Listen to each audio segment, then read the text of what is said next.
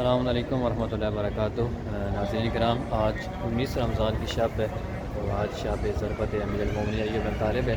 तो आज सैयदा फ़ातिमा मासूमा सलामुल्लाह अलैहा के हरम में अमाल किए जाएंगे।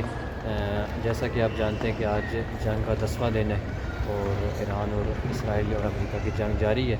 तो देखते हैं कि बीबी के हरम में आज की रात के अमाल कैसे होंगे और कितनी आवाम आएगी और आवाम के जज्बे को देखेंगे।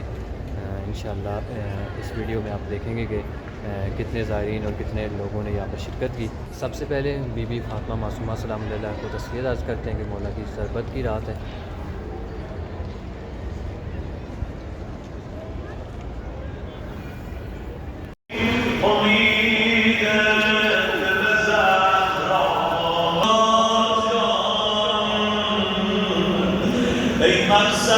میخوام بیاد شما بگید من که خدا دعاهای شما رو مستجاب کنه. ای من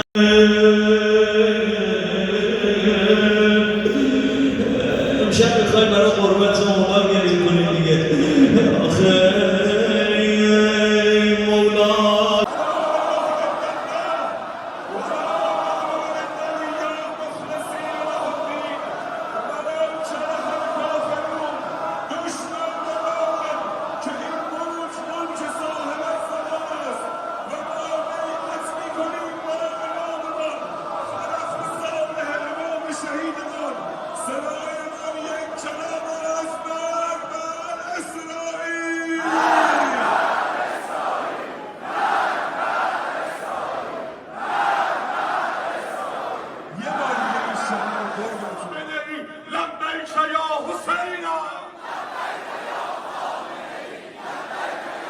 بلند بگو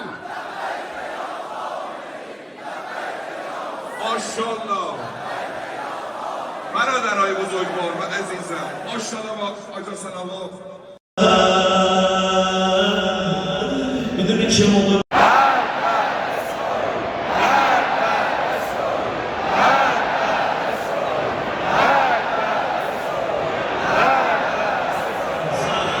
گرانقدر به ویژه فرماندهان والا مقام و جانبرکف نیروهای مسلح و دانش آموزان مدرسه شجره طیبه شهرستان مینا،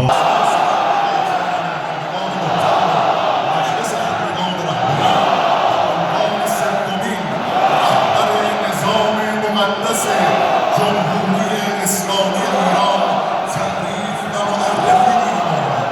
همه با هم یک صدا الله اکبر، الله اکبر، الله اکبر، الله اکبر. زمان یا ابن الحسن تشکر، یا ابن الحسن تشکر. الحسن يا ابن الحسن يا ابن الحسن يا ابن خامنه ای رهبر، هر فضیلت که پدر داشت در او منجلی است. الله اکبر. خامنه ای که جوان رهبر الله اکبر. بعد از مجتبی، بعد علی شیر علم هستید. دو دست بیاد بالا، دو دست بیاد بالا، پرچم ها. अल्हम्दुलिल्लाह रब्बिल आलमीन। अभी अमाल यहाँ पर ख़त्म हो गए और अल्हम्दुलिल्लाह आपने रश और देख लिया जज्बा मोमिनीन का। तो नाज़रीन किराम, ये जज्बा है जिसने ईरान को पूरी दुनिया के सामने सरफरू किया है और कसरत की तादाद में मोमिनीन ने यहाँ पर शिरकत की और लाखों की तादाद में यहाँ पर ज़ायरीन अमाल अंजाम दिए। तो खुदावंद मुताल उन्हीं कौमों को नुसरत अता फरमाता है जो कुर्बानी देते हैं, जो खुदा के साथ करीब होते हैं, तकवा अख्तियार करते हैं। और ये दर्स हमने करबला से लिया कि बेशक जंग हो, जो भी हो, खुदा की इताअत, खुदा की बंदगी और नमाज बरसर मैदान इमाम हुसैन ने अंजाम दिया। तो ये इमाम हुसैन अलैहिस्सलाम से दर्स लेते हुए आज की कौम ایرانی قوم آپ نے دیکھ لی کہ کثرت کی تعداد میں یہاں پر اعمال انجام دیے گئے اور بغیر کسی ڈر کے اور بغیر کسی جھجک کے آپ نے دیکھا ہوگا جو جذبہ شاید گزشتہ سالوں میں نہ ہو جو آج کی شب میں نے دیکھا. تو الحمدللہ یہ ایک جذبہ ہے جس نے خداوند متعال نے ایک خاص لطف ہے ایرانی قوم پر اور یہ ایک زندہ ہونے کی ان کی علامت ہے. خداوند متعال سے دعا ہے کہ خداوند متعال اسی طرح ایران کو مزید کامیابیوں سے امکنات فرمائے اور اسی طرح ہمیں بھی امام کے جانساروں میں ہمارا بھی ساتھ ہو اور انشاءاللہ یہ جو انقلاب کی نہضت ہے امام کی ظہور تک اور اسی طرح امام کے دست میں یہ پرچم جائے.